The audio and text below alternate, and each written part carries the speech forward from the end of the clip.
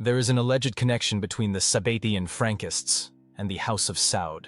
There's a lot of speculation and conspiracy theory surrounding this topic, so I'll stick to what's historically verifiable and point out where the narrative gets murky. The Sabbatian Frankists were followers of a Jewish messianic movement that began with Sabbatai Zevi in the 17th century and later evolved under Jacob Frank in the 18th century. Zevi, an Ottoman Jewish rabbi, proclaimed himself the Messiah in 1666, attracting a huge following among Jews across the diaspora. When faced with execution by the Ottoman Sultan, he converted to Islam, and many of his followers either lost faith or followed suit, forming a crypto-Jewish sect known as the Dunmay. Decades later, Jacob Frank emerged in Poland, claiming to be Zevi's spiritual successor.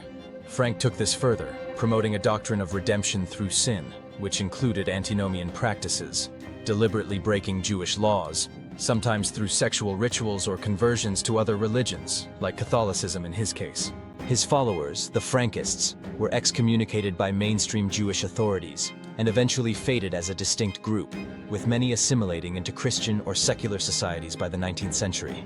The House of Saud, on the other hand, is the ruling dynasty of Saudi Arabia, founded in the 18th century by Muhammad ibn Saud, who allied with the religious reformer Muhammad ibn Abd al-Wahhab.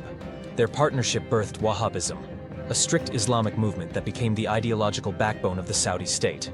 The Saud family consolidated power over the Arabian Peninsula, with the modern Kingdom of Saudi Arabia established in 1932.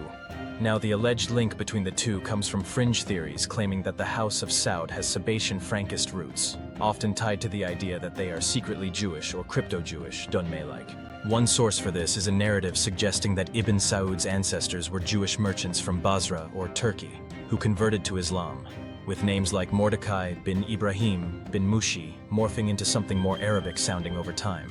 Another angle points to Wahhabism's radicalism as echoing the antinomian streak of Frankism, breaking with tradition to usher in a new order. Some even cite the memoirs of Mr. Hemfer, a supposed British spy document, widely considered a forgery, which claims Wahhabism was a Western plot to destabilize Islam, with the Saudis as pawns.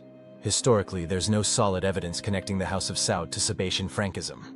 The Saud family's origins are traced to the Najd region of Arabia, and their genealogy, while debated, doesn't show credible ties to Jewish or Frankist communities in Europe or the Ottoman Empire. The Dunmay were concentrated in places like Salonika, Thessaloniki, far from Arabia, and Frankism was a European phenomenon, mostly in Poland and Moravia. The timelines and geographies don't align easily. Frankism peaked in the mid-18th century, while the Saudi-Wahhabi alliance began around the same time, but in a completely different cultural and religious context. The conspiracy angle often hinges on broader claims of hidden Jewish influence in global power structures, a trope that's more ideological than factual. It's true that the Saudis have had complex ties with Western powers, especially Britain and later the US, which helped them rise to prominence. But linking this to a Jewish messianic cult stretches credulity without primary sources, like documents or contemporary accounts, showing direct influence. Scholars like Gershom Scholem, who studied Sabbatianism extensively, don't mention any Saudi connection, and Saudi historians focus on their tribal and Islamic roots, not esoteric Jewish ones. That said, the idea persists in certain circles because it fits a narrative of secret cabals and geopolitical manipulation. And yes, I do know what is being discussed currently. A user named @AndTruthSeekerX888 posted on March 23rd. @HiddenHistory7 on March 25th wrote, Saudis equals Frankist puppets installed by British intel. Hemfer's memoirs might be fake, but the pattern fits. Antinomian cults morphing into political tools. Look at the timelines. Attached was a blurry image of a book page, likely from Rabbi Antelman's to eliminate the opiate. A thread by @EsotericDigger on March 20th tied it to broader claims. Sabbatianism didn't die, it went underground. The House of Saud's Wahhabi roots tie back to Sabbatian Frankists, crypto-Jews pushing redemption through sin to destabilize Islam. Check the Dunmay angle in Turkey too. It's all connected.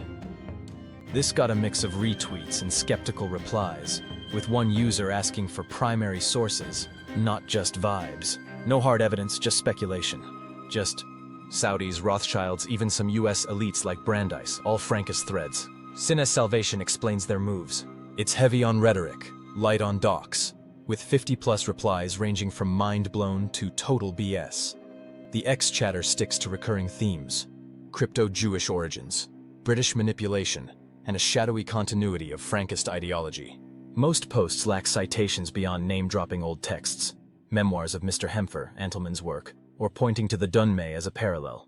Engagement is high among conspiracy circles, but it's more echo chamber than debate. Skeptics get drowned out or ignored.